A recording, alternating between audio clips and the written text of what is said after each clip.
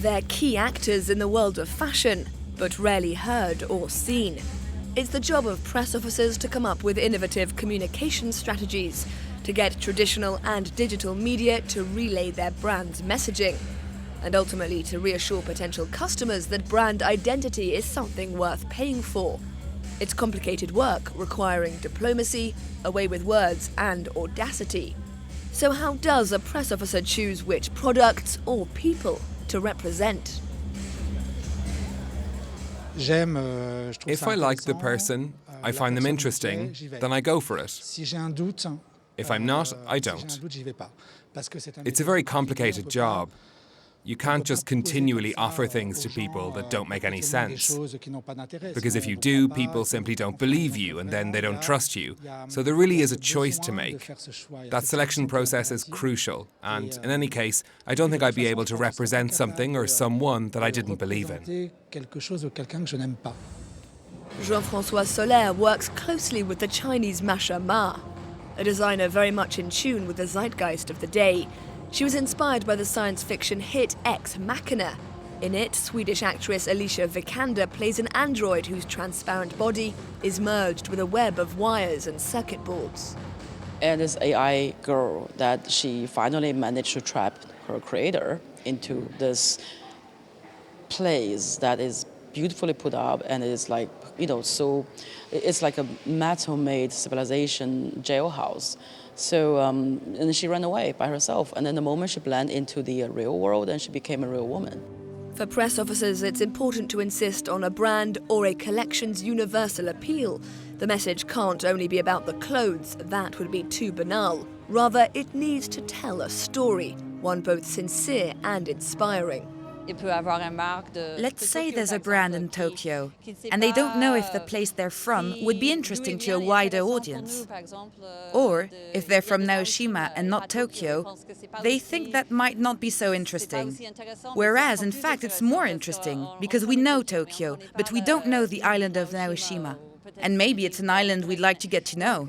So I speak about all of that with the designer to pluck out all the interesting elements that could become the focus of a story to tell about the brand.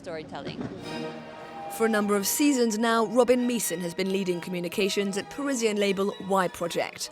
Following runway shows, she's quick to put international fashion journalists in touch with the artistic director Glenn Martins. It's then his job to deliver his message, which will be the same for everyone. The latest collection is inspired by La Belle Époque, and the show's taking place under Paris's opulent Alexander III Bridge. As for the score, they've opted for a famous waltz by Strauss, with one key modification. It's been notably slowed down to evoke, according to Martins, the Belle Époque on acid. It's still the case, and maybe even increasingly the case, that Japanese designers, who might have had the real success at home, at a certain point find that it's hard to progress further. And that's because what they're doing is repetitive. Japanese critics tend to be more into literal description than interpretation.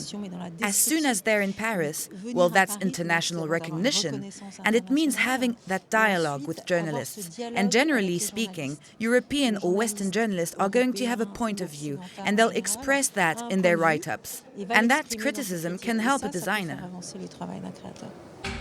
Nathalie Ours is the press officer working behind the scenes with Japanese designer Mama Kuroguchi. She sees fashion as high-end wrapping for bodies, an idea rooted in the Japanese custom of caring just as much about how a gift is wrapped as the gift itself. As for her fabric, she uses her own silkworms. I really love to making the garment time, because every time I go to countryside, meet numerous artisans. So I really love to working with old artisans in Japan. So I believe Japan is a wonderful place, and we can working with graceful garment. So I think my fashion is my life.